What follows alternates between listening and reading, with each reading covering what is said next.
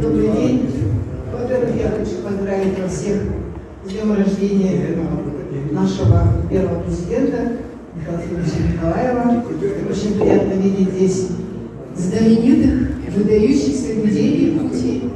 Это Дмитрий Николаевич, я вижу, конечно же, и наш Алиш Забирович, Альбина Поисеева, Анастасия Божидонова, Альбина Больбан. То есть здесь очень много таких известных людей, которыми, конечно же, гордился и сам Михаил Ефимович. Но только Матвея Васильевича не вижу. Матвей Васильевич? Ярчайший Матвей Васильевич здесь. Поэтому мне как-то, я прошу сразу прощения, что мне тут внезапно дали слово. Я скажу прежде всего о том, что, конечно, наш Михаил Ефимович был человек редкостной, светлой души, очень добрый и абсолютно незлопамятный.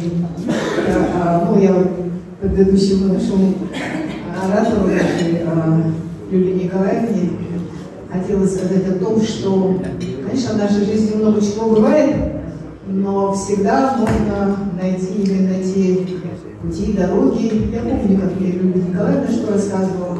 Я думаю, что такие люди, как Михаил Ефимович, они, даже если принимают какие-то решения, то всегда, я всегда, кстати, тоже стремилась так делать, никогда не бывает такого, чтобы потом не возвратиться к этой личности, а по той простой причине, что, как говорил Михаил Ефимович, все люди под одним небом и все люди равны.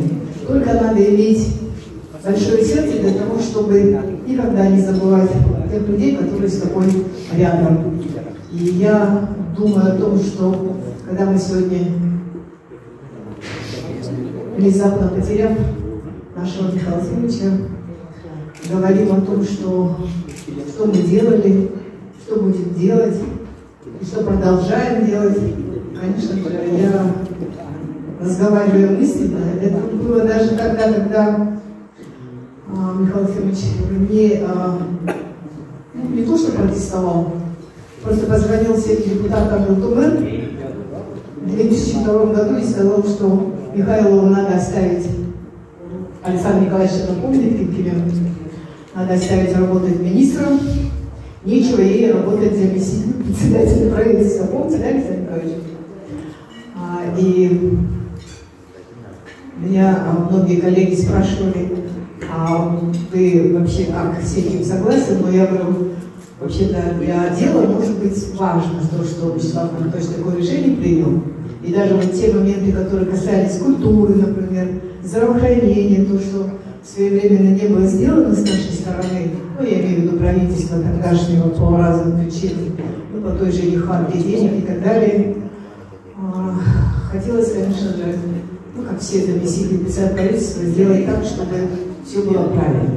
Потому что даже вот такой момент, как, например, как повысить, например, качество преподавания русского языка. Вот Михаил Ефимович интересовался таким очень глубоким вопросом, и после разговора с Михаилом Ефимовичем я коллегам своим говорю, просто вот так научно-методический или учебно-методический указ, в котором написать, давайте мы повысим преподавание русского языка, наверное, этого мало. Надо что-то такое интересное продумать, и мы с коллегами продумали подготовку к 300-летию Михаила Васильевича Ломоносова, выдающегося русского ученого, первого автора русской грамматики. И вы знаете, мы не ошиблись. Валентина Ивановна Матвиенко уже после того, как указ был подписан, через некоторое время, вдруг по какой-то причине она на нас рассердилась, сказала, что вы там опять придумали, Якутия, а русский федеральный язык заменяете на английский. А это мы подготовили другое, опять-таки по подсказке Михаила Ефимовича, другое распоряжение, в котором мы решили, что английский язык будет объявлен рабочим языком, особенно для таких учреждений, как образовательные организации, как научные учреждения, как медицинские, получающие новые технологии, новое оборудование. И, конечно же, рабочий язык английский был крайне необходим. И вот когда Валентина Ивановна это все наконец-то поняла, что русский язык у нас идет через подготовку к юбилею Михаила Васильевича Ломоносова, а английский мы постигаем для того, чтобы люди, население, специалисты имели время, желание, что надо изучать другие языки, на которых создаются эти новые технологии, новое оборудование, новые приборы. Конечно же, еще раз сказал, какой мудрый Михаил Васильевич Николаев. Я помню, какие у них были хорошие, теплые человеческие отношения, когда Михаил Васильевич перестал быть главой республики, президентом республики, а стал работать в Совете Федерации. И, вы знаете, ну, наверное, Николай Пармыгин про это больше, наверное, знает, да? А как российские регионы, когда встречались на совещаниях, на форумах и так далее, всегда говорили: слушайте, ваш президент – это клад, ваш президент – сокровище, что вот он имеет так много хороших идей. И вот та борьба, которая проводилась за трезвый образ жизни, за здоровый образ жизни, за то, что надо 7 принципов здоровья надо претворять в жизнь, а для этого что надо делать и так далее.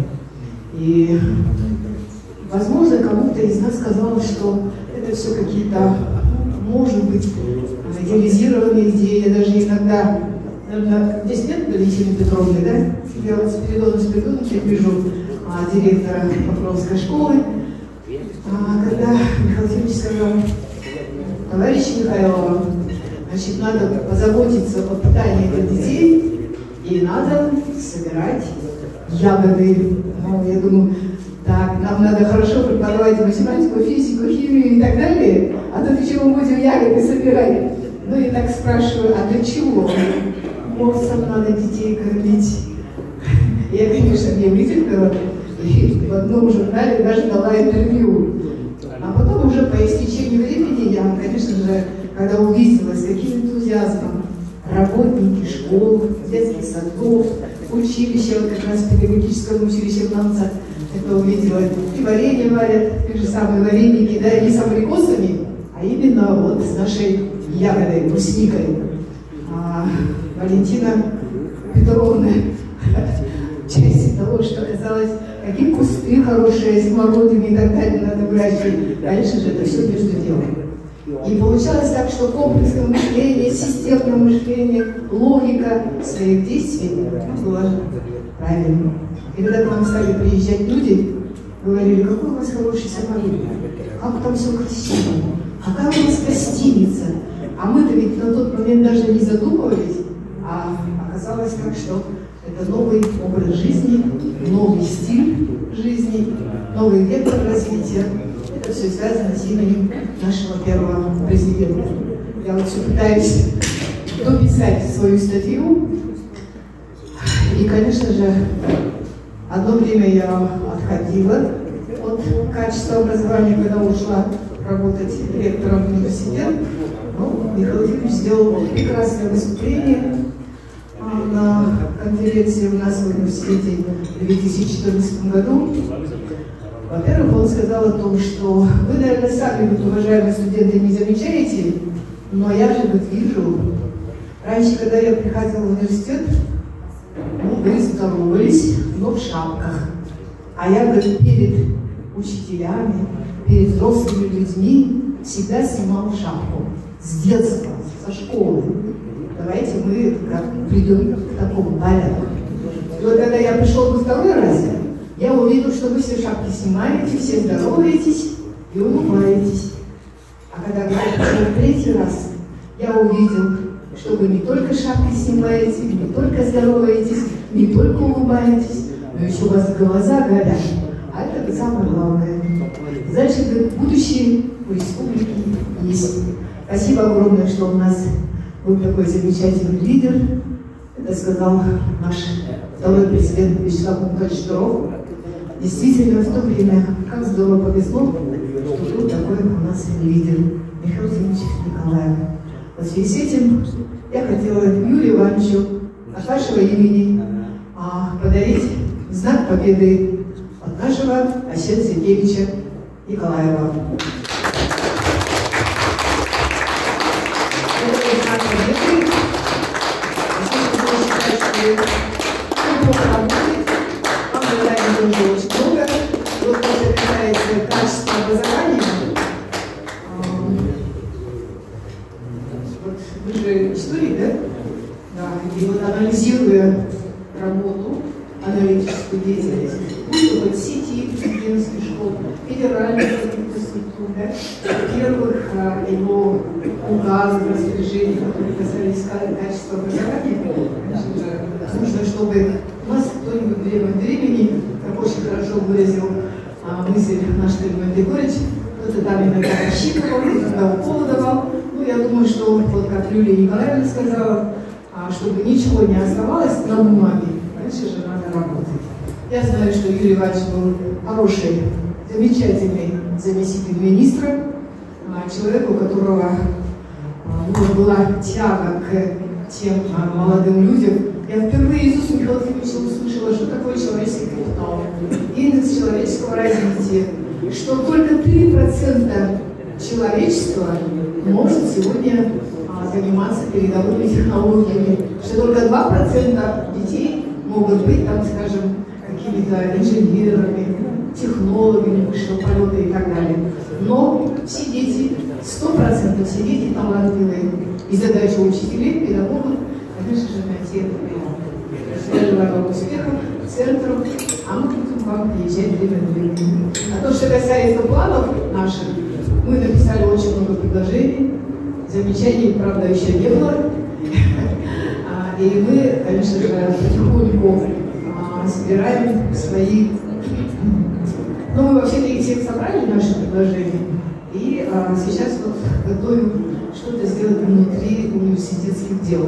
Это касается и новых программ, это касается IT-технологий, потому что вы наверняка помните, еще в 97 году, в 96 году Михаил Ефимович сказал, план ГЛРО – это все равно, что план информатизации для Якутии. Поэтому я думаю, что такие хорошие памятные дела, они, конечно, должны быть. Спасибо вам огромное. Желаю вам успехов.